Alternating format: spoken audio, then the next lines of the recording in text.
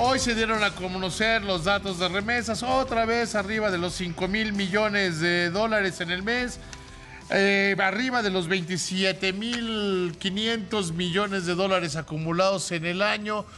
Es una cantidad verdaderamente fenomenal. Para platicar de esto, tengo en la línea a mi amigo, querido amigo Carlos Serrano, economista en jefe del BBVA México. Carlos, ¿cómo estás? Muy buenas noches. Mi querido David, muy buenas noches. Gracias por la invitación a tu programa. Carlos, ustedes en BBVA tienen una gran tradición de seguir y analizar lo que sucede con las remesas. ¿Qué es lo que está sucediendo? Porque es muy fácil quedarse con estos números que son, cada mes son récords, y no entender qué es lo que está pasando atrás de ellos.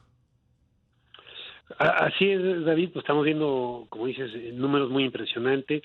Ya vamos 2 meses consecutivos que se rompe la barrera de los 5,000 millones de dólares, que son cifras que no habíamos visto. En general, como ya apuntas, 27,000 en la primera mitad del año, apuntamos para romper otro récord. Y creo que fundamentalmente lo que está detrás de esto es un mercado laboral en Estados Unidos que todavía tiene mucha fortaleza. La tasa de desempleo todavía está en niveles de 3,6%, que es históricamente baja, y en particular existe mucha demanda por trabajadores en sectores donde muchos de nuestros compatriotas suelen trabajar, en particular el sector de servicios, y eso ha hecho que aumenten ahí los salarios en este sector. Incluso han aumentado por encima de la inflación. La mayoría de los salarios en Estados Unidos se ha rezagado respecto a la inflación, no en la rama de servicios y de hostelería, y creo que este mercado laboral tan potente en Estados Unidos se ha traducido en estos enormes flujos de remesa, que a su vez pues son bienvenidos aquí, toda vez que esta es una economía que, como hemos hablado tú y yo, todavía no logra recuperar el nivel que tenían, no digamos antes de la pandemia. Estamos en los niveles que teníamos en 2017. ¿Qué tanto está influyendo todos los programas de ayuda social del gobierno de los Estados Unidos, que son transferencias, que fueron transferencias directas al bolsillo de las personas? Yo creo que tuvieron una relevancia muy importante en explicar este surgimiento de las remesas.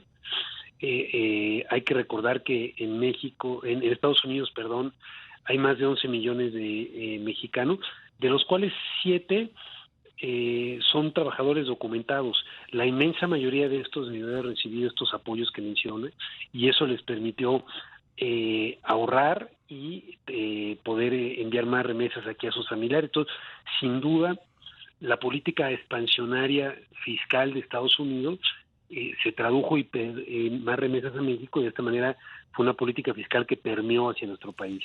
Sí, aquí habrá que dejar claro, gran parte de lo que está pasando hoy en la economía de los Estados Unidos, la elevadísima inflación, se dio porque inyectaron demasiado dinero en la economía, lo que antes decíamos en México, echaron a andar la maquinita de billetes. Sí, coincido contigo. Yo creo que la muy elevada inflación, desde luego, obedece a choques de oferta, a los cuellos de botella. Ahora se ha intensificado con el conflicto de la invasión de Rusia a Ucrania, pero sin duda también lo que ocurrió es que la expansión fiscal, en particular el último programa de 1,9 trillones de dólares de la administración Biden, era mucho más de lo que se necesitaba.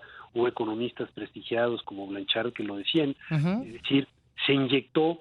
Normalmente es adecuado, cuando una economía está en recesión, tener una expansión fiscal para llevar la demanda agregada al nivel que tenía, digamos, de tendencia. Aquí se la llevaron mucho más y sobrecalentaron a la economía, y eso explica la inflación elevada. También, ahora hay que decirlo, están corrigiendo tanto la política monetaria, que ya está siendo más contraccionaria, como la nueva propuesta que se aprobó en el Congreso y que debería estar firmando el presidente Biden, desinflacionaria, que me parece que va en la dirección correcta, porque lo que va a hacer es reducir el déficit, y eso debe de abonar a una menor inflación. Alex, a ver, creo que es necesario en este momento preguntarte, porque se está haciendo el rumor, se está haciendo la versión y de ahí luego pues, ya son las leyendas urbanas de que gran parte de este dinero que está entrando al país es del crimen organizado. No, yo no comparto esto. Me parece que no hay ningún sustento para afirmar esto, David. Te diría lo siguiente. Primero, se explica, si corremos modelos estadísticos, no es una sorpresa.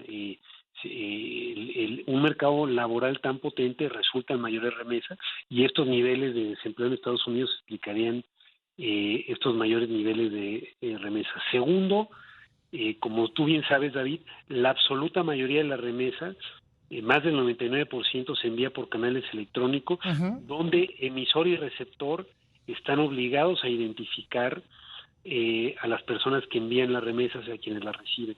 Entonces, que esto fuese un mecanismo utilizado de manera masiva para lavar dinero, lo dudo. Que algunos envíos pueden serlo, no lo sé, pero yo creo que esto no es un mecanismo fundamental de lavado de dinero, y prueba de ello es que pues a lo largo de la historia, David, se han detenido a múltiples capos, muchos de ellos han sido extraditados a Estados Unidos y a cambio de menores sentencias les han pedido que revelen sus modos operandi y nunca se ha dicho que las remesas sean un modo de lavado de dinero. Entonces me parece que no es una explicación correcta y yo más bien centro en esto que te decía, en un mercado laboral de Estados Unidos muy potente. Claro, y las ayudas que fueron monumentales, o sea, le inyectaron dinero de una Además, manera brutal a la economía de los Estados Unidos y como hoy se tiene que empezar a pagar es de ahí que la economía esté pareciendo que se para. ¿Qué tan profunda ves tú la recesión en los Estados Unidos? Totalmente de acuerdo contigo, David.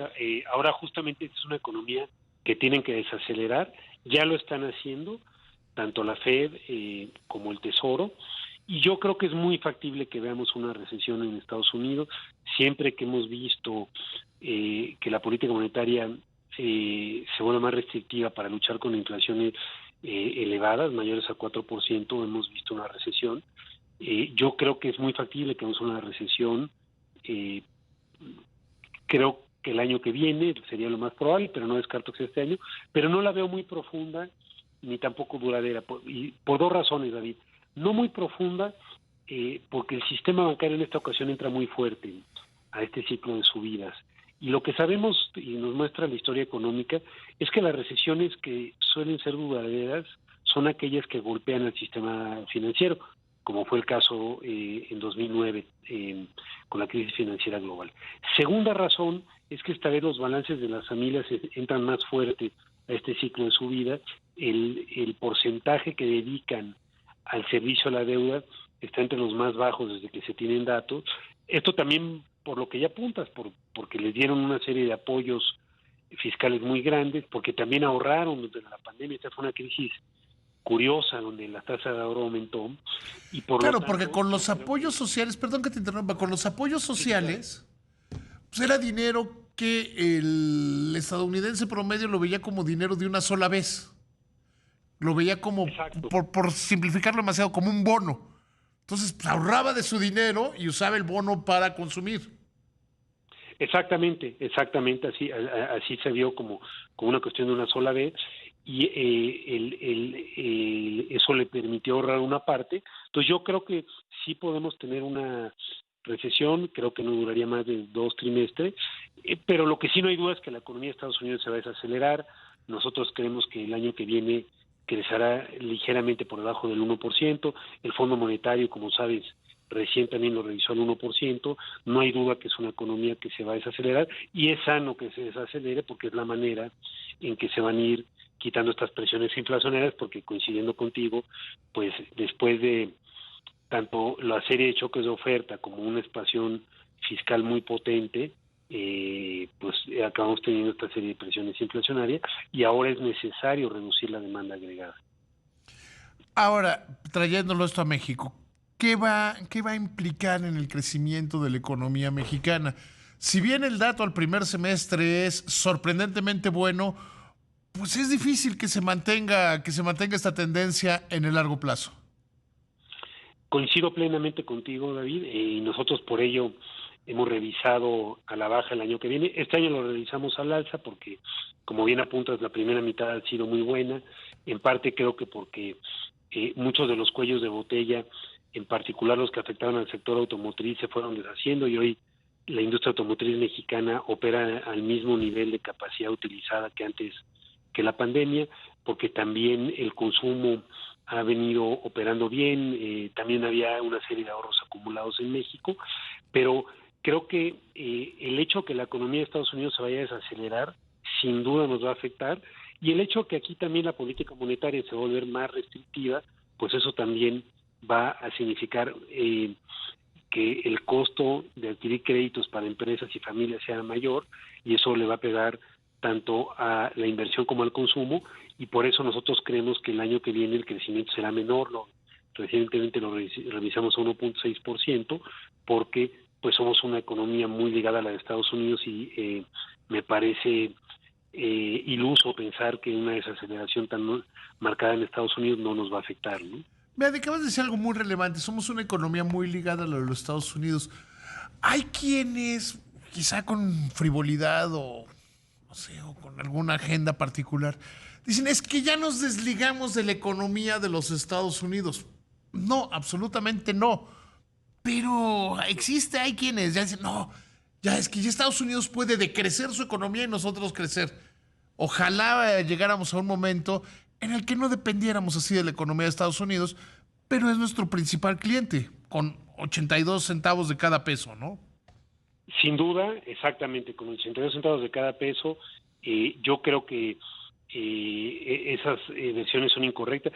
Te acordarás muy bien, David, que muchas voces también lo dijeron en 2009, cuando en la economía de transformación dijeron ya es el decoupling, ya nos desacoplamos, y al poco tiempo también entramos en recesión.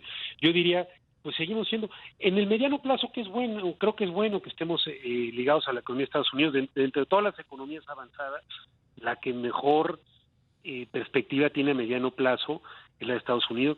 Yo creo, como decía, Estados Unidos tendrá una recesión, sí, pero creo que será corta. Me parece, por ejemplo, que Europa está en mucha peor situación. Entonces yo creo que a mediano plazo es bueno. Yo casi te diría que la de Estados Unidos es como una pausa para tomar aire, para detener todo el desboque que hubo en el gasto durante la pandemia, ¿no?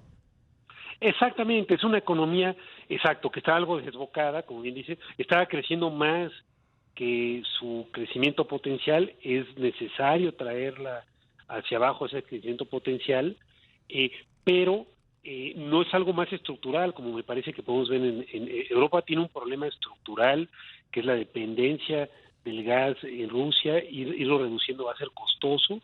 Entonces, en ese sentido, yo creo que no está mal que estemos ligados a la economía de Estados Unidos. En el mediano plazo va a ser bueno, pero eso también significa que las fluctuaciones de corto plazo nos afecten, y creo que pues, hay que aceptar esos costos que traen beneficios de largo plazo, que más que lo compensan, pero no hay que negarlos, y hay que esperar que la economía mexicana pues, tenga también una desaceleración a medida que la de Estados Unidos también se vaya desacelerando. Claro. Carlos, te agradezco muchísimo que me hayas tomado la llamada. Te mando un abrazo con cariño y admiración. Otro de vuelta, el agradecido soy yo, David. Hasta luego, que te vaya muy bien.